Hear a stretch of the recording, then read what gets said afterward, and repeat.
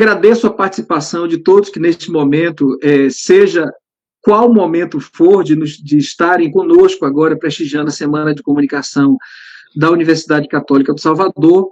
Nós temos, neste momento, a oportunidade de termos a conferência do nosso secretário estadual de Turismo, Fausto Franco, que é graduado em Relações Públicas, empresário destacado na área de produção de eventos, sobretudo eventos corporativos, esteve à frente como produtor da banda Chiclete com Banana, dos momentos mais importantes da banda Chiclete com Banana, e, por ser graduado em Relações Públicas, certamente tem a possibilidade, a oportunidade de ser um gestor público com um olhar diferenciado, estratégico, não apenas pela experiência de ter vivido experiências no mundo inteiro como produtor de chiclete com banana, não apenas por sua experiência de empresário, mas, sobretudo, também por ser uma pessoa muito sensível, muito atento, e um jovem, né, participando do secretariado do governo Rui Costa.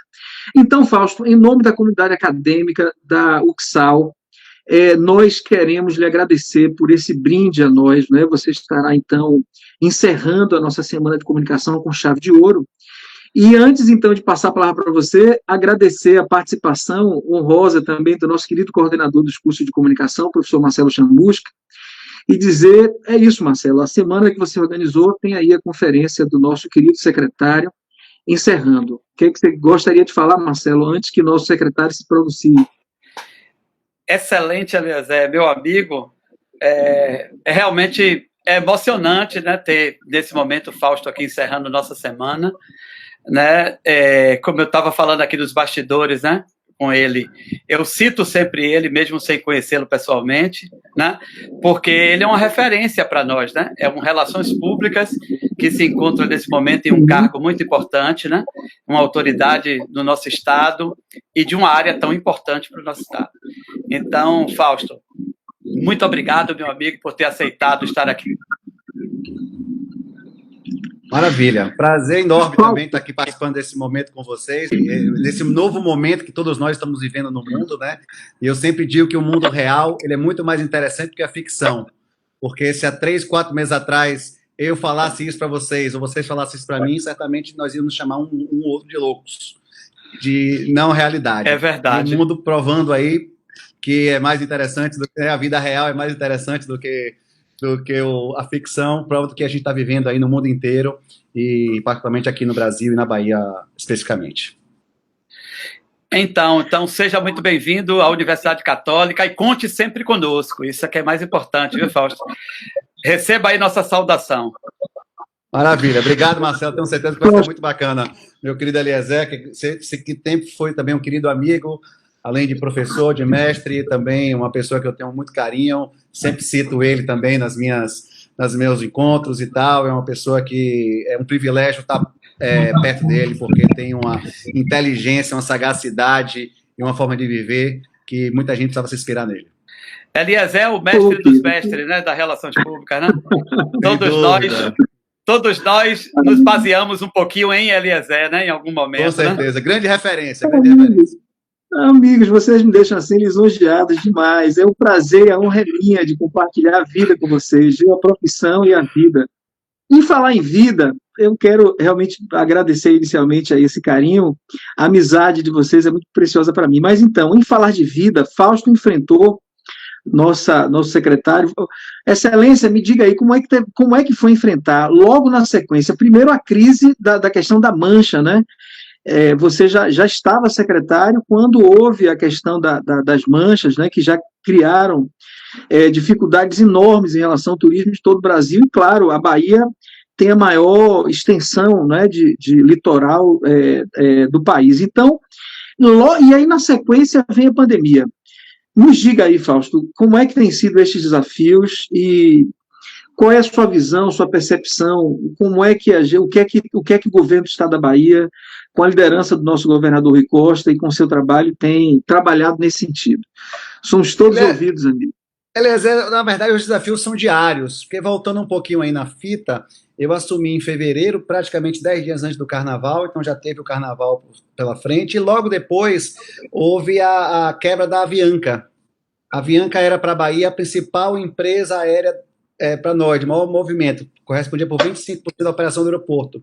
E de um dia para outro a gente parou de ter aqueles voos, os preços das passagens ficaram muito elevados, mas graças a Deus a gente conseguiu costurar um acordo muito interessante de redução de CMS para a Corazem da Aviação, que representa aí 30% do custo aéreo, e a gente não só conseguiu recuperar tudo que a Avianca tinha, como a gente conseguiu aumentar a nossa malha aérea em 30%.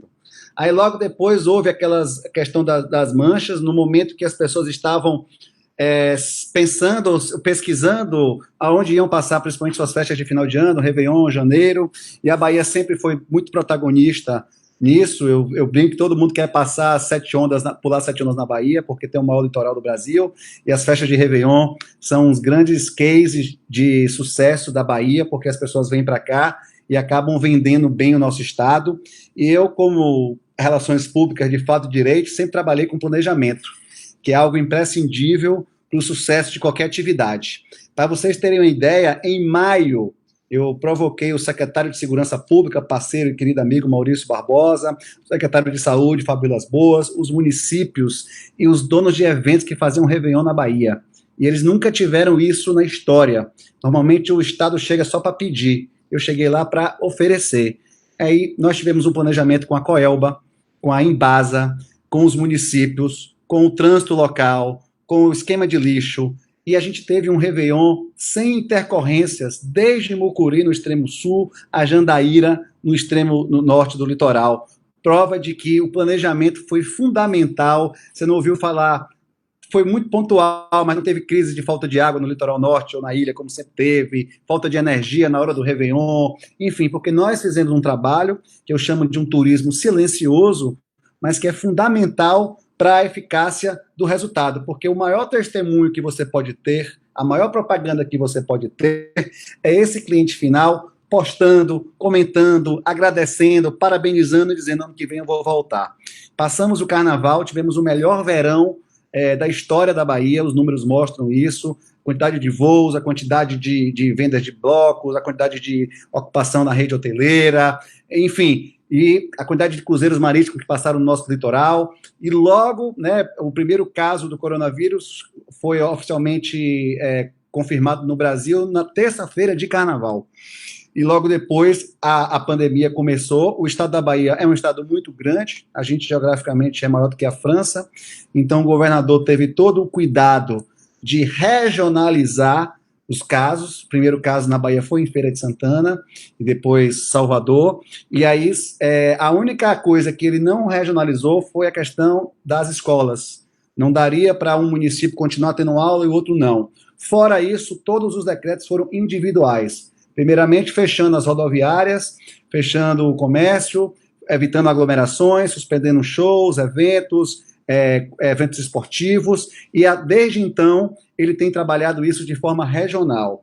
E deixou-se as diferenças políticas de lado, junto com o prefeito ACM Neto, abraçou-se aqui na capital isso, mas isso é bom pontuar, viu, meus amigos, que não foi feito somente na capital.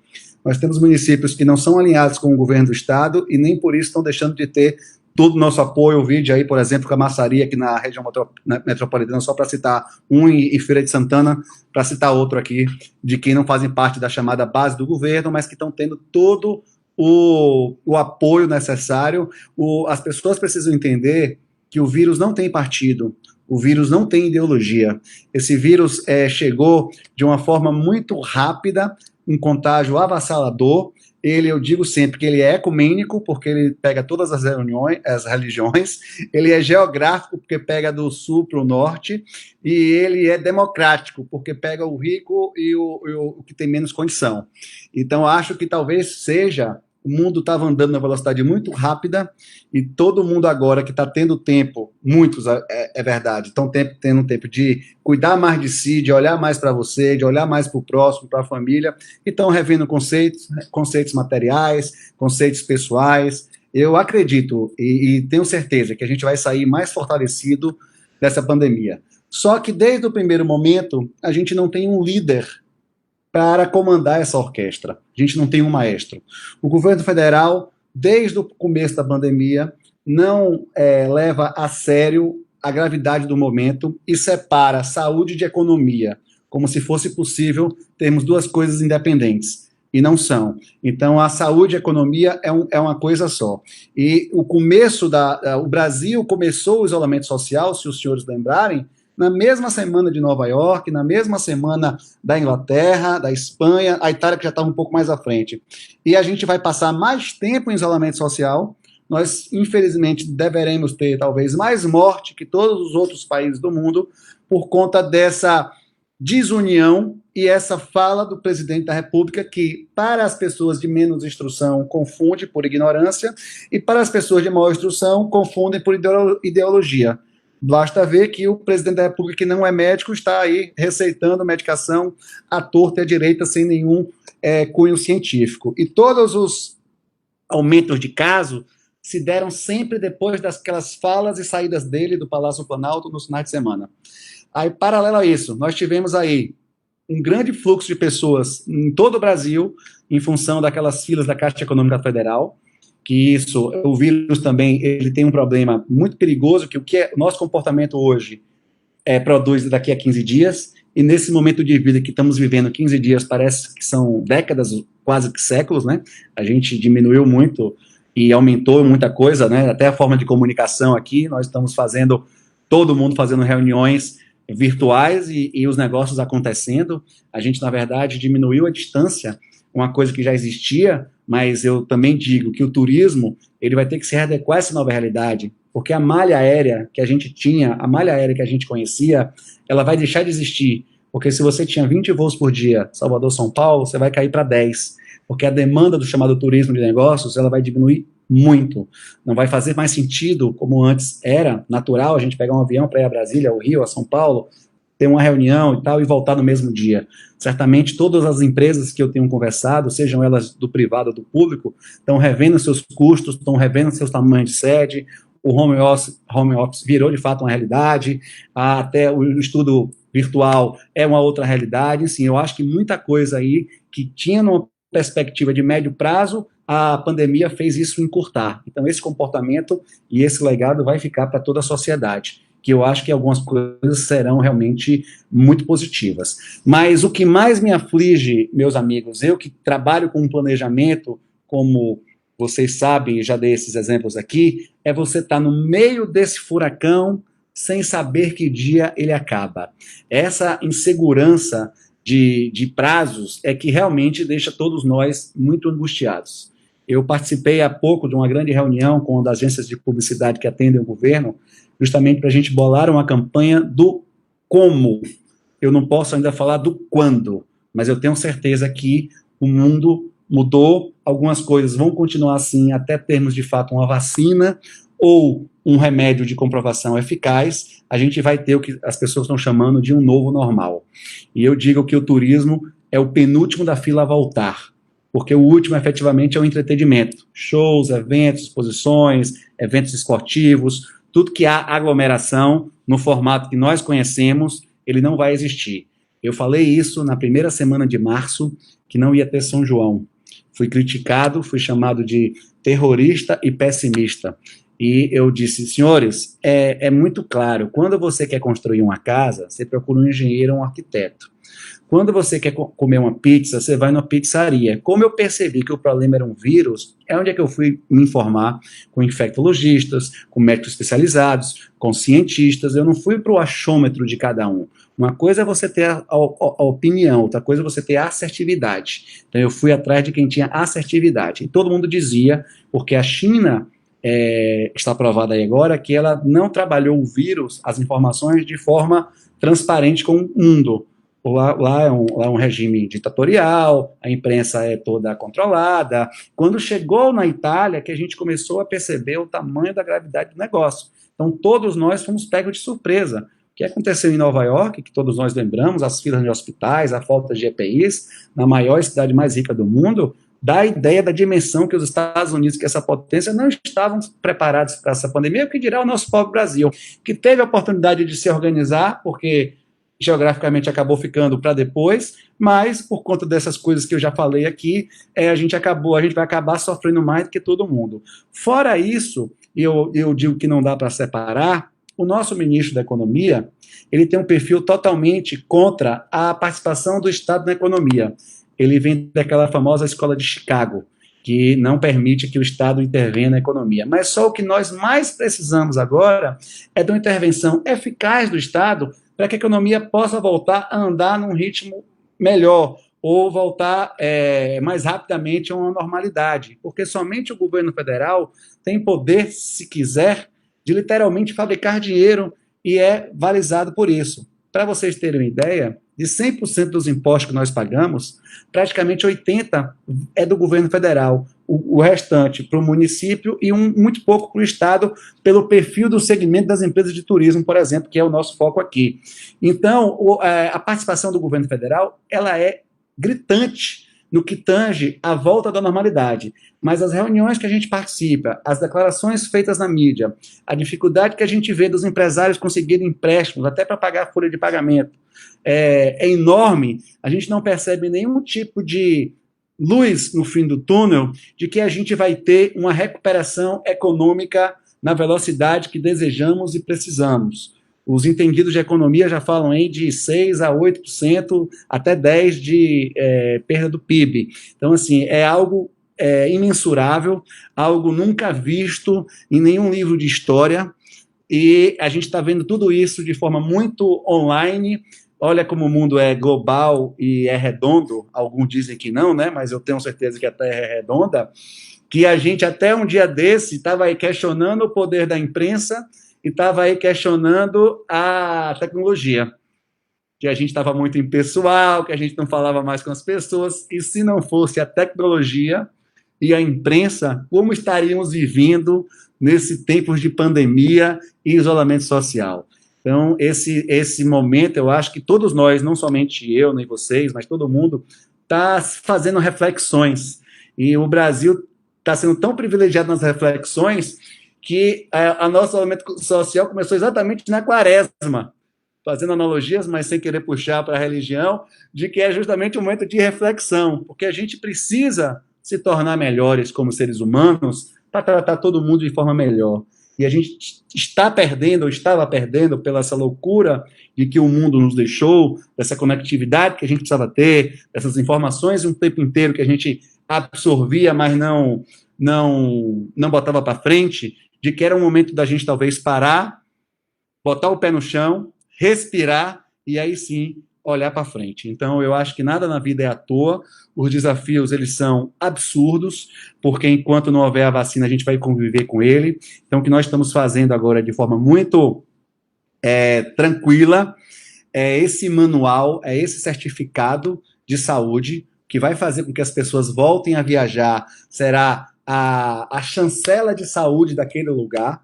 Eu não enxergo que as pessoas vão querer fazer viagens longe, para o exterior, nem vão vir para cá do exterior e não daqui vão para o exterior, e as próprias viagens de avião vão ser muito restritivas em função do que eu já falei e em função do que a gente já tem visto aí das empresas aéreas do Oriente Médio, da Ásia, da forma que eles estão se vestindo, da forma de não ter mais serviço de bordo, da forma de talvez bloquear o assento no meio. Vai ser tão estressante isso que muita gente no primeiro momento vai optar pelo que eu estou chamando de turismo regional, que é justamente viajar de carro, é viajar para um lugar próximo à sua residência, é viajar junto com a sua família. E a Bahia, mais uma vez, se torna protagonista.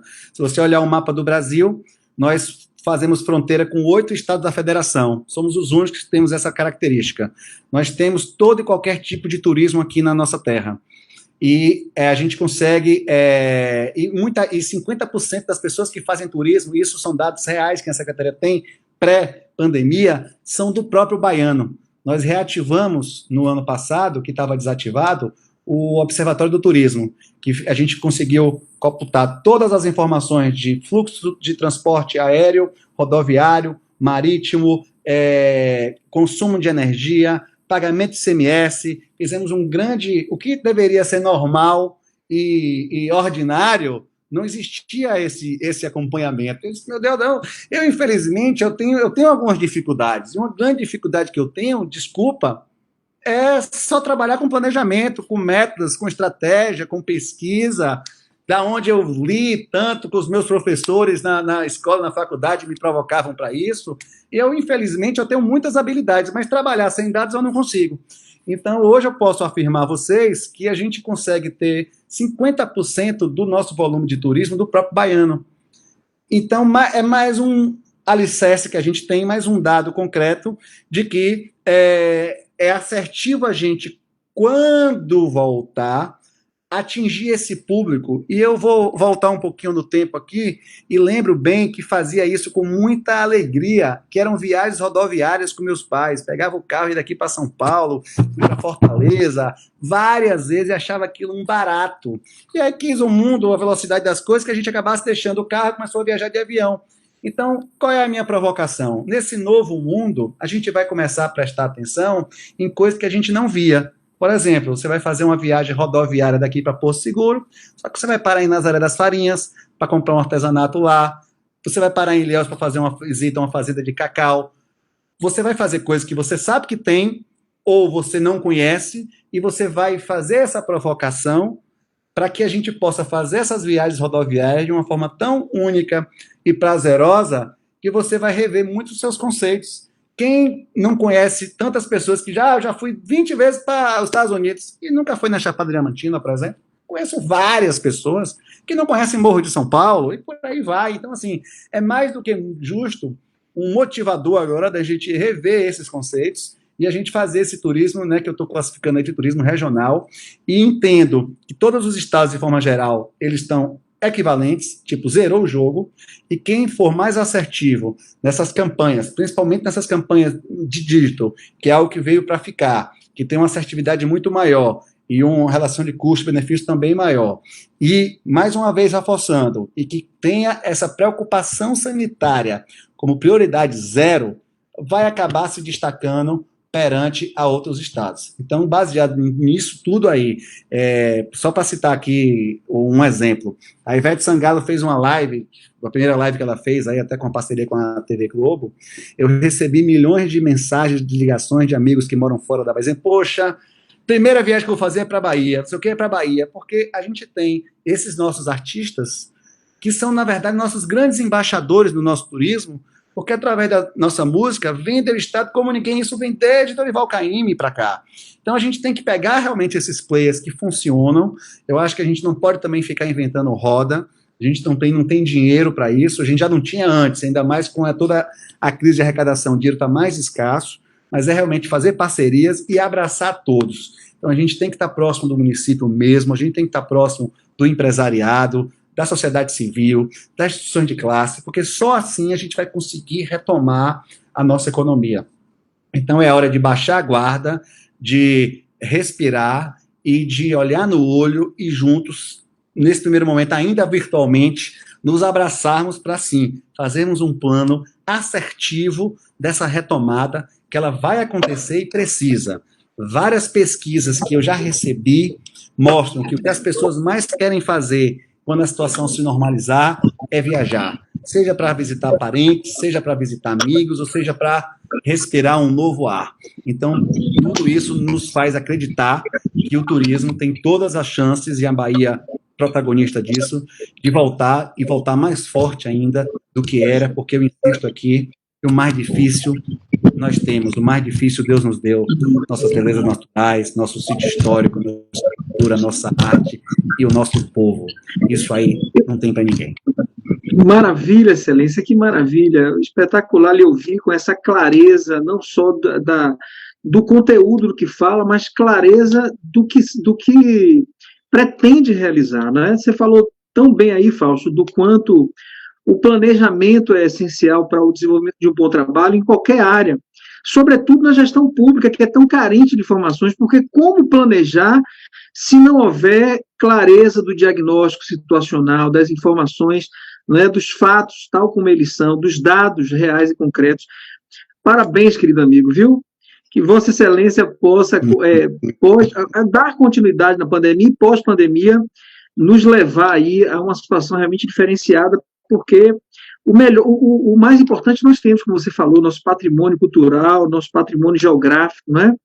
E o governador, viu, Marcelo, escolheu o secretário de turismo, que é amigo de todas essas celebridades aí, Fausto, muito antes de ser secretário, já era frequentador, tanto dos artistas quanto eles, né, da casa de Fausto, e são todos amigos dele. Então, por tudo que a gente ouviu aí de Fausto, certamente esses nossos embaixadores, esses artistas que levam o nosso DNA, não é? Porque não é só arte, né? Não é só a música, não é só qualquer que seja a expressão artística, é a baianidade, né? Eles levam, como você falou aí da live que Ivete fez, eles levam o DNA da baianidade, e isso é absolutamente persuasivo, sedutor. Fausto, querido, eu queria lhe fazer uma última questão aí para que a gente possa complementar a conferência. Você já foi absolutamente completo em tudo que você se referiu à questão turística. Eu queria saber o seguinte, na dimensão relações públicas, né, secretário de Turismo e Relações Públicas, como tem sido sua relação com o nosso secretário de Comunicação, nosso amigo André Curvelo? Existe uma interatividade bacana no sentido desse entendimento? Você acabou de dizer que tem uma reunião, teve recentemente com a agência, ou está chamando a agência que presta serviços aí à secretaria. Há um entendimento de André Curvelo, no sentido de que comunicação e turismo precisam dar de mãos dadas para que essa reviravolta e para a valorização do turismo regional se efetivar como sendo um diferencial cada vez maior agora pós-pandemia? O turismo é uma das poucas cadeias produtivas que ele navega em todos os mares. Sem segurança pública não tem turismo, sem planejamento não tem turismo, sem saúde não tem turismo, sem cultura não tem turismo e sem comunicação não tem turismo. Então a gente pode literalmente se bater na porta de todo mundo sem estar invadindo. E André é uma pessoa de muita sensibilidade, muito competente, já está com o governador Rui desde o começo do primeiro mandato, então tem toda a liberdade e todo o feeling para comandar a comunicação do Estado. Não é à toa que o governador foi reeleito com 75% de aprovação, nós temos aí 45 dos 63 deputados estaduais, nós temos 24 dos 39 deputados federais, os 3 senadores. Então, assim, prova de que o governador Rui Costa está no caminho certo, sim, não sou eu que estou dizendo, são os números, mas eu afirmo também, por trabalhar na equipe, que sim. Então, é uma equipe muito competente, que busca cada dia fazer o melhor, e é muito sinérgico a nossa relação com o André, com todo mundo da comunicação do Estado, com todas as agências que atendem lá o governo do Estado, que são setoriais, enfim, e eu, particularmente, né, tenho grandes relações com todos eles antes de, inclusive, virar secretário. Então, para mim, foi muito fácil essa adaptação de relacionamento, e eu não encontro nenhuma dificuldade de fazer as coisas. Evidentemente que a gente tem problemas orçamentários, isso é fato, isso veio em pré-pandemia, mas com todas as dificuldades, a gente é o estado hoje, o segundo estado que mais faz obras no Brasil, o primeiro é São Paulo, então é um case, São Paulo não conta, o governo consegue fazer todos os pagamentos em dia, tem uma saúde financeira comparada aos outros estados muito melhor, mas longe de ser boa, apesar de todas as relações difíceis com o governo federal. Então é prova de que o alinhamento do governador para com a sua equipe é total, porque senão não seria possível, né? Ninguém faz nada sozinho, a gente, além de ter planejamento, né, aliás, a gente precisa ter uma grande equipe coesa, pensando como a gente, se antecipando a problemas, olhando lá na frente, para que a gente possa conseguir fazer um trabalho realmente de construção, trabalho de valoração, um trabalho, no caso, gerador de emprego e renda, que o turismo é aquela indústria, né, sem chaminé, que a gente pode, de fato, veja aí, né, Espanha, Itália, França, Nova Zelândia, Austrália, Tailândia, que hoje tem no turismo a sua principal fonte de renda, e a gente não fica nada a dever esses lugares, muito pelo contrário. Eu já tive a oportunidade de viajar aí pelos 4 cantos do mundo, e vejo que quanto mais eu estou fora, mais eu quero estar aqui. Então, acho que a gente também tem muitos problemas, acho que a nossa mão de obra é um grande calcanhar de Aquiles, isso vem uma questão de educação, que é algo primordial, e também que nunca foi valorado da forma que deveria, por todos os gestores, né, presidenciais, enfim, que a gente teve. Se a gente tiver um pouquinho mais de educação, a gente tem um povo tão bom, tão amado, tão hospitaleiro, mas que falta realmente instrução para eles, para a gente realmente ser diferente. Querido, eu quero agradecer imensamente, em nome da comunidade acadêmica, UXAL, mais uma vez, pela honra de termos você como a conferência de encerramento da Semana de Comunicação. dizer do meu privilégio de ter participado da sua formação acadêmica, amigo, não apenas como professor, mas sobretudo, como seu amigo. Eu quero te lembrar do seguinte, não sei se você lembra, eu lembro, você trouxe de uma das suas viagens para o exterior um livro de Mário Rosa, o primeiro dele, sobre gestão de crise. Aquilo ali, Fausto, era profecia, né? Você estava ali vaticinando, né, que precisaríamos aprender bastante sobre crise, né? E então eu gostaria de fazer esse relato aí, nunca esquecer disso. O livro está com sua dedicatória, guardadinho, com uma preciosidade para mim. Muito obrigado. Quer dizer, é um professor que aprende tanto com o aluno Fausto. E outra aprendizagem da qual eu não posso deixar de relatar nesse encontro feliz é de que nesses momentos de pandemia, onde nós estamos fazendo nossas aulas, né, nossas atividades acadêmicas via mídias digitais, nossas plataformas todas, principalmente através da Google Meet, os alunos às vezes perguntam, né? Eles, graças a Deus, estão satisfeitos, viu, Fausto? A gente tem se adaptado bem nesse ambiente virtual. Mas, de vez em quando, alguns perguntam, mas, professor, e essa questão da presencialidade? E eu costumo dizer para eles, olha, a presencialidade, sobretudo para nós que somos afetivos, que desejamos, né, a proximidade, o afeto, o olho no olho, né, físico mais próximo, é importante. Mas o mais importante é aprender. O papel do professor é facilitar a aprendizagem. E, em alguns momentos, eu dei você como exemplo, Fausto. Tanto aos alunos quanto aos professores do curso, quando a gente se reúne com o corpo docente, eu digo, olha, eu tive um aluno de RP que, pela necessidade profissional, estava muito ausente. Isso não resultava em falta de interesse, de aprendizagem. O importante era que ele, sobretudo em relação ao conteúdo programático, se preparava, estudava onde tivesse, sempre se desempenhava bem em relação às suas avaliações, sempre trazia inovações, né, uma reflexão diferenciada para sua experiência profissional. E eu dizia, então, bom, pelas experiências que eu tive em minha vida como professor, e você foi um exemplo disso, um exemplo espetacular, o que importa realmente, muito além da presencialidade, é o aluno ter interesse, dedicação, se esforçar e aprender. E o professor não é nada mais, nada menos do que um facilitador dessa aprendizagem, né? A matéria-prima realmente é a força de vontade do aluno e as informações que ele corre atrás. Então, amigo, gostaria de aproveitar a oportunidade, porque a gente sabe que a vida é muito cruel com todos nós. Eu não posso perder a oportunidade de dizer do privilégio, da honra de ter participado de momentos importantes da sua formação, mas, sobretudo, de ser seu amigo há tantos anos, viu, Fausto? E obrigado pela honra, então, de ter você dado esse presente para os alunos e para todos os profissionais de comunicação e todos que, em 7 países, estão participando dessa Semana de Comunicação. Agradeço mais uma vez, sucesso na sua atividade.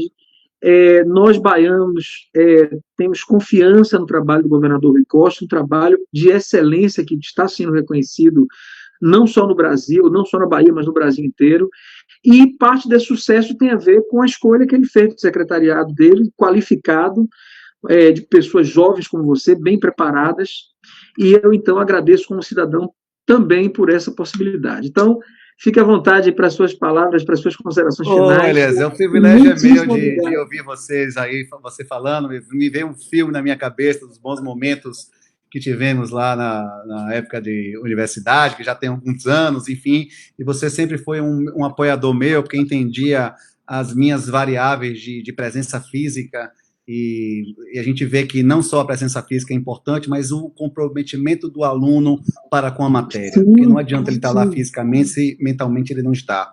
E eu me esforçava muito para estar presente, mas às vezes não conseguia estar, e você sempre com muita boa vontade, com muita habilidade, que é um RP nato, entendia isso e flexibilizava dentro das suas responsabilidades, evidentemente, questões, às vezes, de entrega de trabalho, de provas, enfim, você sempre buscava alternativas para que eu não deixasse de estudar. E não sei se você lembra também, evidentemente, eu lembro muito de Mário Rosa, dessa história, mas eu cheguei a dizer, não vai dar para mim, eu vou trancar o curso. e você me pegou, não, Zé não vai trancar o curso, que a gente vai, papai. Eu tranquei e me formei, não sei nem se eu, difícil dizer se, né, mas talvez eu não tivesse me formado se naquele momento eu tivesse de fato trancado, já que eu estava com o meu destino traçado, mas é muito importante os fundamentos básicos que tive por você e por todo o corpo docente da Unifax naquele momento, que fizeram essa construção de eu ser um RP tão dedicado e tão apaixonado pela carreira, pela matéria, pelo meu trabalho, pelos meus amigos, e eu digo muito, e eu posso dizer isso com muita propriedade, que eu sou franco até no nome. Eu agradeço mais uma vez, querido amigo, contem comigo que precisar, e por enquanto, se puderem, fiquem em casa, se saírem, usem máscara, atente para as observações aí da Secretaria de Saúde do Estado, do município, do nosso governador, o prefeito, que estão fazendo tudo para que a gente possa sair dessa pandemia o mais breve possível, mas nesse momento, parcimônia é a palavra de ordem, e vamos respeitar aí as normas, o distanciamento social, vamos se cuidar, para que a gente possa já retomar a nossa realidade. Obrigado mais uma vez, querido amigo, muito feliz desse encontro virtual. Segue meu abraço virtual aí, um grande abraço a todos os amigos aí da Universidade Católica da Bahia. Amigo, você é um orgulho para a nossa classe de Relações Públicas, viu? Sucesso na Secretaria de Turismo, em breve nos veremos, lhe darei um abraço apertado quando tudo isso passar. Sucesso, querido, se cuide, mais uma vez, muito obrigado. Fica com Deus, viu? Abraço. Obrigado por tudo. Abraço. Sempre estivemos juntos, vibrando, celebrando, trabalhando um ao lado do outro. Mas neste momento, precisamos nos manter distantes fisicamente, sem o afeto físico que tanto amamos. Mas essa distância não será capaz de impedir que estejamos em união, descobrindo juntos novas formas de interação, de trabalho e de reinvenção constante. Esse ano, a Semana de Comunicação da Universidade Católica do Salvador será 100% online. Trocaremos experiências, conhecimentos e viveremos esse momento juntos, cada um dos seus lares. A tecnologia estará ao nosso lado, cumprindo o seu papel de romper barreiras, aliando-se à nossa missão de levar informação, de nos comunicar e de estabelecer relacionamentos cada vez mais saudáveis onde quer que estejamos. Continue em casa, para que o quanto antes possamos estar novamente juntos, trocando sorrisos e abraços. Até lá, continuaremos em casa e conectados.